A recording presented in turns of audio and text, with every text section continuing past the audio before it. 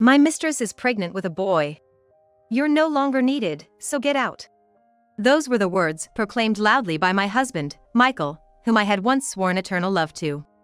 I, Chloe, am 32 years old and have been married to Michael for 7 years, dedicating my whole heart and soul to him.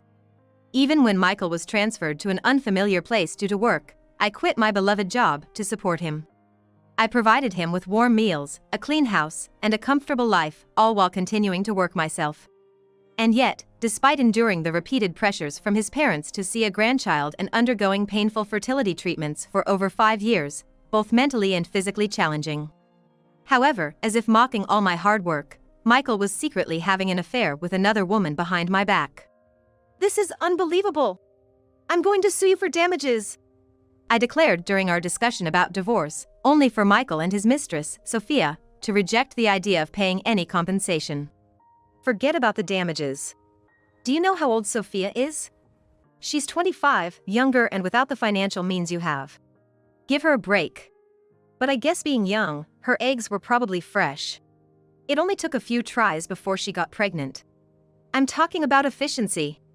Michael said this, and Sophia, looking pleased, joined in on attacking me. "That's right. Jealous I got pregnant so easily?" Their unbelievable attitude tore me apart. However, I couldn't back down. "Regardless of what you say, I will be suing for damages," I stated, calmly explaining our next steps with the lawyer present. As we talked, Sophia became visibly irritated. "Enough. I'm going to the bathroom." She abruptly stood up, clearly frustrated. At that moment, "What's this?" Looking down, I was speechless. A mysterious fluid dripped and fell from beneath her white dress. It was. "Isn't it strange? You're supposed to be pregnant, but there's blood?" "My name is Chloe, I'm 32 years old. I work at a trading company in New York. I was 25 when I married Michael, whom I met at a mixer, and he was 3 years older than me. Michael is a salesperson at a car manufacturer. From the moment we met, I was attracted to his interesting conversation and suave demeanor.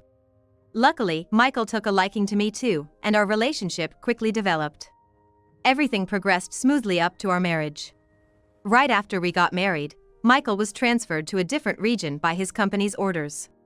Though it was a regional transfer, the area was the biggest city in the region, as convenient as it gets, expected to see a continued influx of people. In that promising land, Michael was entrusted with the responsibility of overseeing several dealerships. He asked me to quit my job and come with him. I was torn because, at the time, I was working at a major publishing company. Having studied literature in college and dreamed of becoming an editor since high school, I was overjoyed when I landed an editorial position at the publishing company. But I also wanted to support Michael as he ventured into new territory alone, and more than anything, I didn't want to be apart from him during our critical first years of marriage. Moreover, becoming a mother was also one of my childhood dreams. At that time, Michael's regional assignment was said to be at least 5 years long. If I let Michael go alone, by the time he returned, I would be 30. Back then, turning 30 seemed so far away, and I wasn't confident about starting a family at that age. So, after much deliberation, I resigned from the company to accompany him on his transfer. "It's a relief that you're coming with me, Chloe. Just focus on our home for a while and support my life. It's stressful adapting to a new environment." Following his words, I decided not to look for work at our new location, focusing instead on our home and trying to conceive. However, having a child proved to be difficult. In desperation, one night, I hesitantly suggested to Michael, maybe we should start considering fertility treatments. He glanced at me and said sharply, "Sure, we can do that, but use your savings for it." His words were a shock. But there was no helping it. Eventually, I started using the savings I had accumulated from working at the publishing house before marriage to pay for visits to fertility clinics. Michael's cooperation was crucial for the fertility treatments. Yet, no matter how many times I talked to him about it, he failed to show understanding. "Why do I have to schedule our intimate life around some doctor's orders? If there's real love, shouldn't conceiving happen naturally at any time? It must be a defect on your part, Chloe, that we can't do what normal couples do." Having followed him to a region where I had no friends, the words of my husband, whom I thought I could believe in, gnawed at my heart. "Once again, my period has come this month. Why is it that all our friends' wives can get pregnant, but Chloe can't? You've been really on edge lately, and it's been a hassle for me too. Why don't you find something else to focus on? Following Michael's suggestion, I stopped focusing solely on our household and went back to work. Returning to work life after a while, I found a part-time administrative job at a local small business, where my days were filled with making coffee and photocopying. The company had many older employees, yet it seemed like they had the mental age of children, quick to gossip about anyone who stepped away from their desk. It was that kind of environment. Right after joining, I found myself wishing I could get pregnant soon and leave this company behind. But despite pleading with Michael for his cooperation and trying both artificial insemination and IVF, our situation remained unchanged, and I couldn't get pregnant. In the end, all our efforts were in vain, and 5 years into our marriage, I turned 30 without having had a child. Chloe, dear. It's such a shame. You were young and healthy, and now you're suddenly 30. Even though late pregnancies are more common these days, weren't you taking it a bit too easy after getting married at 25? With Michael's earnings, you've only been dabbling in work. You have all this free time, so why can't you show us even a single grandchild? We're working full-time over here. Each time we visited his parents, the insults continued to get worse, moving beyond mere snide remarks about not being able to have children. Michael's parents are in their 50s, still in the prime of their working lives. Both high school teachers, they hold a strong belief that being a responsible adult means continuing to work while having children, so they couldn't understand me at all for not being able to get pregnant while only working a part-time job. However, Michael would just stay silent and pretend not to notice during such times. Because of this, our rides home from his parents' house were always filled with arguments. We might be at our breaking point. That's what I started to think a year ago, when I was 31. That's when, a bit later than planned, Michael was able to return to New York. Chloe, I've been promoted. It's all thanks to you for supporting me in unfamiliar places for 6 years. Michael. That's great. I'll make you a special dinner to celebrate. It was a ray of hope that finally shone into our home, which had been filled with gloom for so long. From that day on, it was as if all our past troubles were a lie, and we began talking a lot more. Our meals at home and weekend dates increased, and even our nights together. Wow, what a lovely condo. We're going to live here? Of course. You've been through a lot, Chloe, so I rented a nice apartment in New York for US. Life in New York started off smoothly. I couldn't return to my former publishing company, but I joined a trading company, where I was tasked with administrative work and eventually assigned to work on things like the company newsletter. The people around me were kind, and I was able to work with more mental ease than before. With his promotion, Michael seemed to have a bit more time and began to be more cooperative with our efforts to conceive. Maybe, just maybe, we might be able to get pregnant soon. I started to harbor that faint hope. But, about 6 months ago, I started to feel that something was off with my husband's behavior. He said his workload had decreased since he could delegate more to his subordinates and that he was working less overtime, but suddenly, he started coming home late in taxis and going on business trips over the weekends. Then, one day. Hey, Chloe. Have you noticed anything different about Michael recently? The thing is, a while back, I saw Michael coming into this place, holding hands with a young woman. I heard about it from the owner of a small supermarket at the next station. Michael doesn't know, but I sometimes shop at this supermarket, which is a bit far from our closest station, for fresh produce. They have a wide selection, and it's easier to get seasonal fruits there. I couldn't believe her words, but considering Michael's recent behavior, it wasn't impossible. When I got home, I decided to snoop around Michael's study. And then, what's this? In a boldly placed planner on his desk, I found photos tucked inside. It was a photo of him with a young woman. There were 2 shots of him with a young woman, their cheeks pressed together, and another photo of the woman kissing Michael's cheek. I could feel the warmth draining from my hands. While my fingertips grew cold, my heart was pounding. I couldn't fully grasp the betrayal by my husband, revealed after 7 years of marriage. Hey, Michael! What's this photo? When Michael came home that night, I immediately confronted him about the truth. Upon seeing the photo, I thrust at him. Michael's eyes widened for a moment, but he soon started smirking and laughing. Oh, got caught, huh? And then he said something unbelievable. My mistress is pregnant with a boy. You're no longer needed, so get out. What are you talking about? What does that mean? Just what I said. I'm telling you to leave. A woman who can't get pregnant is useless to me. I was shocked by his attitude and statement. The affair was shocking enough, but to hear that he had gotten her pregnant. And his words mocked all the hard work I had put in. Why could someone who had morally wrong relations with my husband get pregnant so easily, while I, who had tried for so many years, could not? I packed my bags in tears, swirling with thoughts. I can't forgive this. Rather than the sorrow of being betrayed by the man I loved, the feeling of wanting to punish my husband and his mistress grew stronger. From that day, I began preparing for a divorce. 7 months later. I really wanted to have a discussion with Michael immediately, but he kept dodging or getting angry whenever I tried, so it was hard to make it happen. After a few months, I decided to leave the house and stay at my parents'. We decided to discuss the divorce through a lawyer. Today, we're here to discuss the divorce between Michael and Chloe. The female lawyer, consulted through my father's connection, was very supportive and quickly set up a meeting with Michael. It was unexpected that Sophia, the mistress, would also show up. The meeting started at 10 a.m. on a Saturday at a diner, and Sophia arrived late. I had been thinking of divorcing Michael properly and demanding compensation from Michael, but I really didn't want to see the face of the woman pregnant with his child, wishing she wouldn't come at all.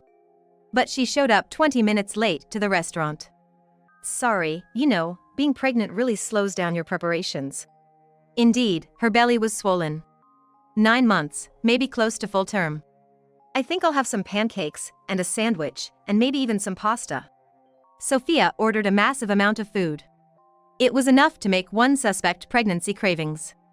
However, judging by the size of her belly, the morning sickness period should be over.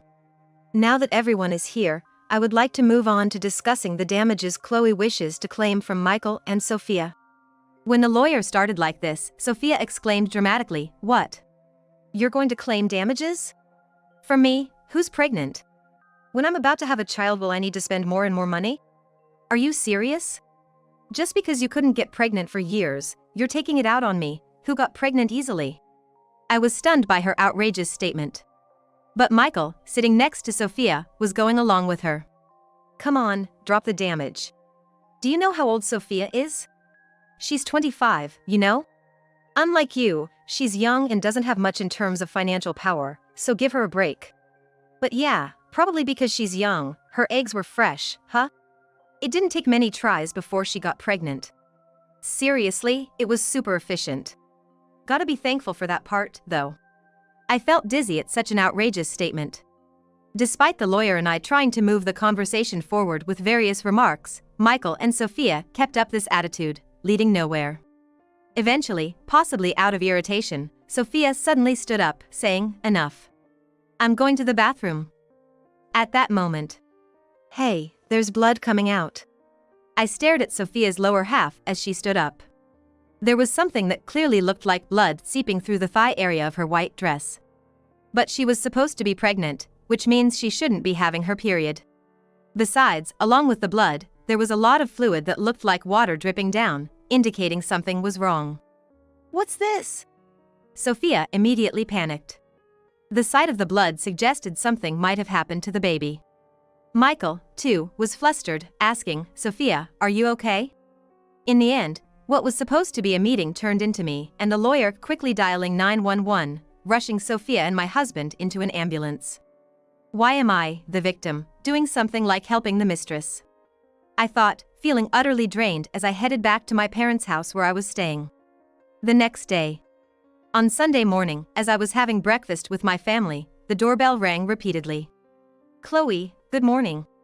"Oh, excuse me. Should I say I'm home?" As my parents greeted him at the door, stunned, Michael barged into the living room. "You know what's funny? It turns out Sophia was lying about being pregnant." Michael started explaining, laughing carelessly. He met Sophia a few months after he started working in New York. Sophia worked at a cabaret club frequently visited by Michael's company. Self-described as resembling a certain plus-size charisma model, Sophia was slightly plump but had shiny white skin, big, round eyes, and a friendly personality, making her relatively popular at the club. During a farewell after a dinner party, Sophia leaned on Michael. Elated from his promotion to New York, Michael was taken by her soft skin and plump lips and ended up inviting her to a hotel. That's how it all began. And on one of their nights together, Sophia, usually quite lively, seemed unwell that night, repeatedly rushing to the bathroom to vomit. "Sophia, could it be you're pregnant?" At the time, Sophia didn't answer. But a few days later, she confessed, "I tried a pregnancy test, and it turns out I am pregnant." At the time, Michael was incredibly happy. Returning to New York meant being closer to Michael's parents again, and the pressure from them to show us a grandchild intensified. "If we have a kid, I'll marry Sophia." My parents would be thrilled. He was over the moon with this idea. Finding out later that the baby was going to be a boy only added fuel to his misguided enthusiasm. However, Sophia wasn't actually pregnant. At 25, Sophia was looking for a time to quit the nightlife job. Having slept with Michael after a day she vomited due to overeating, a misunderstanding led her to think, "I can use this to get married."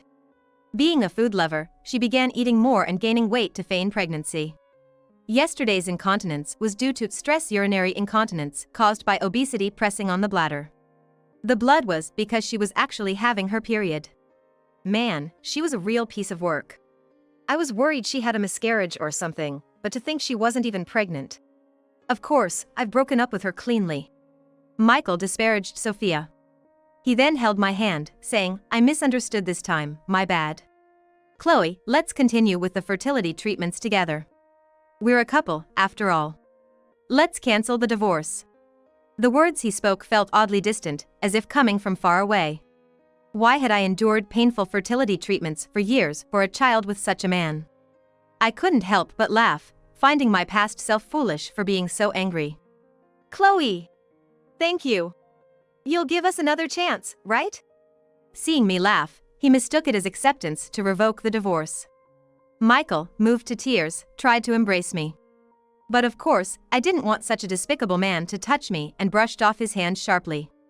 "I've endured years of being ridiculed and tormented by you and your parents, dreaming of having your child, enduring the pain of fertility treatments. Can you imagine the excruciating pain? The artificial inseminations I begged you for, using my savings over and over, how I felt every time they failed, you'll never understand, not that you'd try. There's no way I could start over with someone like that."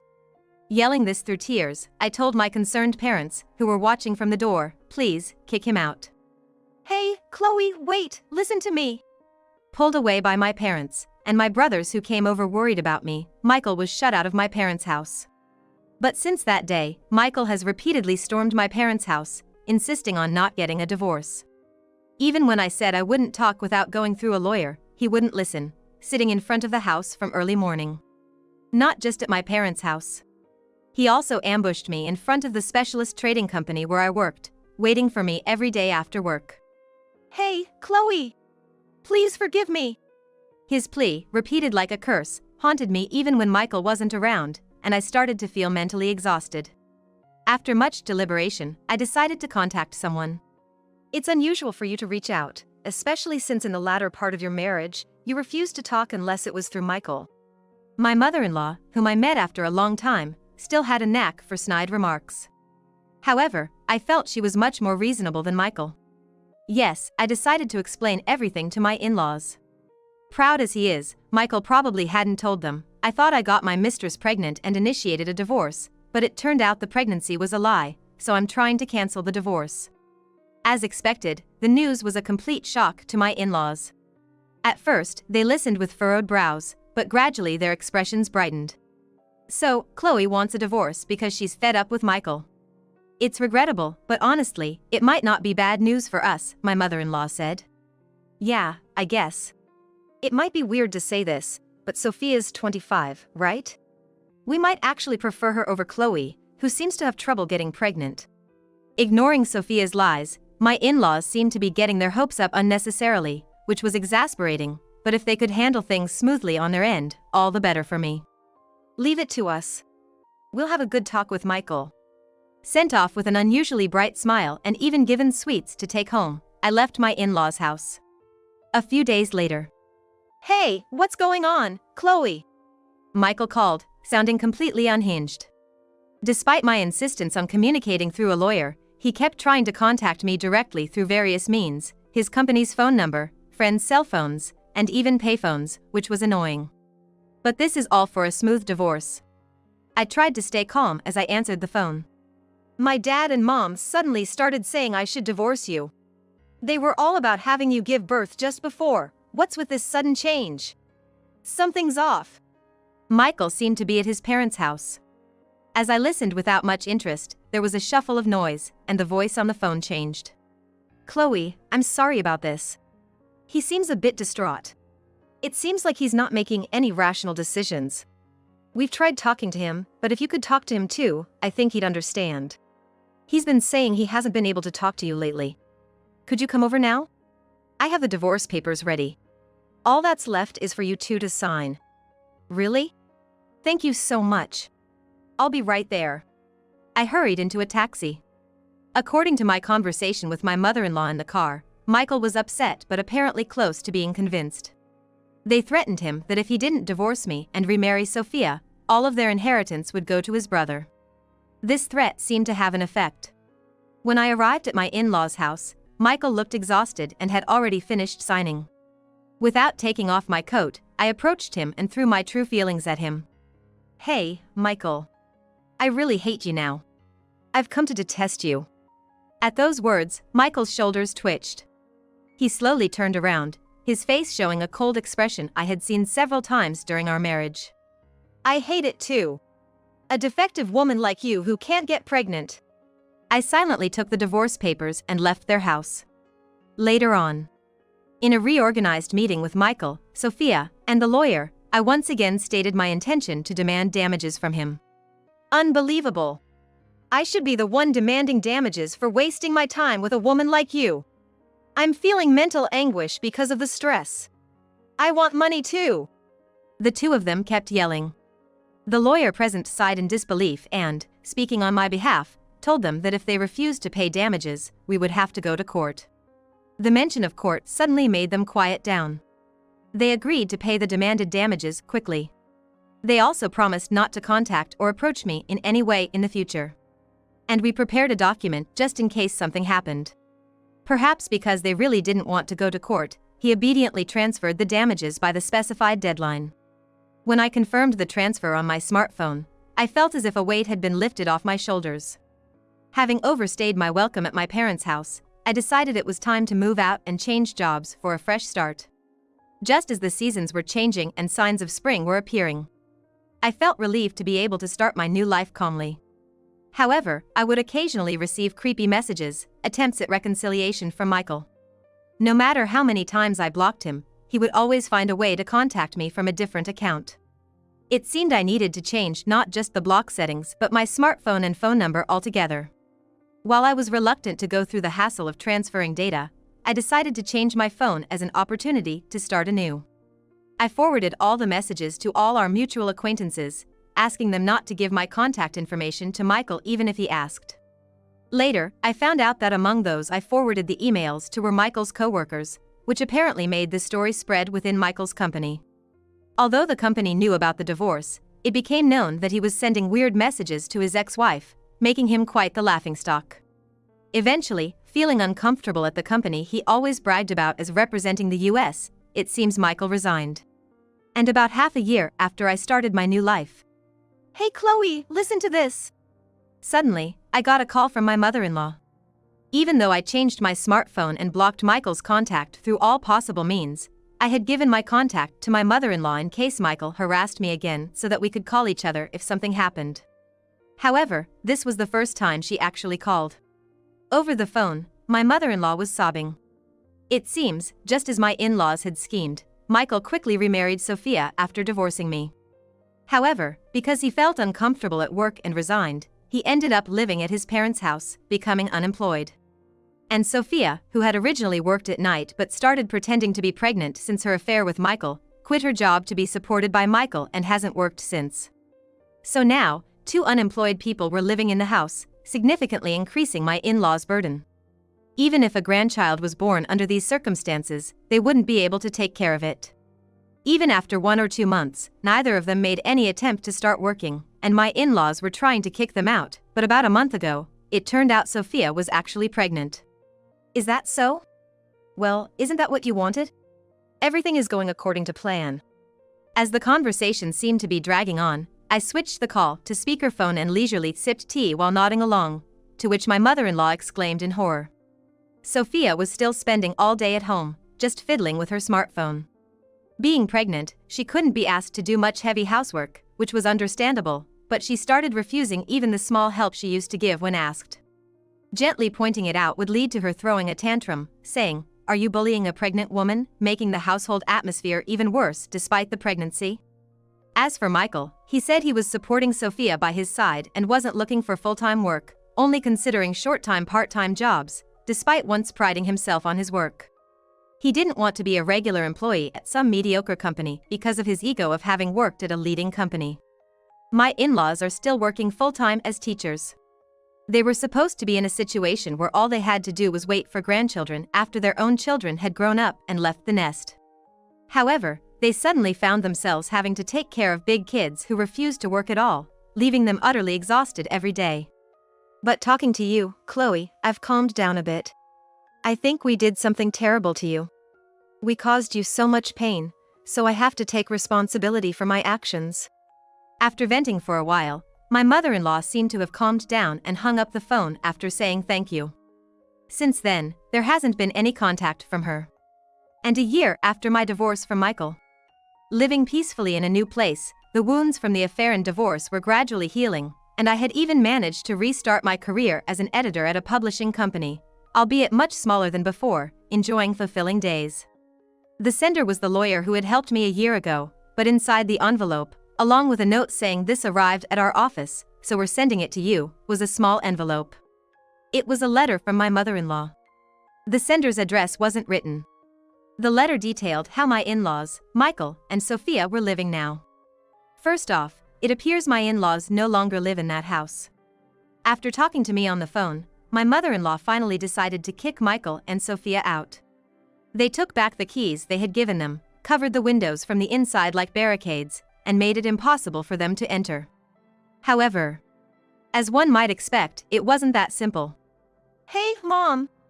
Are you abandoning me? Leaving a pregnant woman out in the cold, what if something happens to the baby? You'll be cursed." As expected, the two made a scene in front of the entrance, leading to awkward stares from neighbors and noise complaints to the police. Finally breaking down, my in-laws sold the ancestral home and land, which they always talked about so proudly as our family has protected this land for generations, every time they visited. They physically cut ties and have now fled to a distant place. From phrases in the letter like "the air here is fresh" and "we're growing vegetables," it seems they're living somewhere rural. While my in-laws have cut ties with Michael and Sophia, it seems they hear about them through Michael's younger brother. Abandoned by my in-laws and cut off from income, Michael reluctantly rented a place nearby and took a full-time job in sales. It's a small company but with a long history, apparently supplying lots of screws to major corporations. For Michael, who used to hustle in sales at a super famous car manufacturer, selling screws, a minor part of cars, felt beneath him, and he showed no motivation or good attitude, causing the company trouble in dealing with him. As for Sophia, though she safely gave birth to the child, her parenting is lackluster. She spends her days on her smartphone ignoring the child, does almost no housework, leaving the house always dirty, and fights were incessant. Then one day, Sophia ran off with all of Michael's savings, leaving only the signed divorce papers on the desk. The letter from my mother-in-law ended with, "I truly regret the trouble we caused Chloe. Please, have nothing more to do with my son and find happiness." Although I struggled with my mother-in-law during our marriage, reading that line made me feel as if my hardships were slightly vindicated. I occasionally hear from friends that Michael is actually seeking information to reconcile with me. Fortunately, Michael's abnormal behavior has been communicated throughout all my social circles, so no one engages with him, and he doesn't know my whereabouts, allowing me to live peacefully. After finishing reading the letter from my mother-in-law, I thought to cherish my current life and live positively moving forward.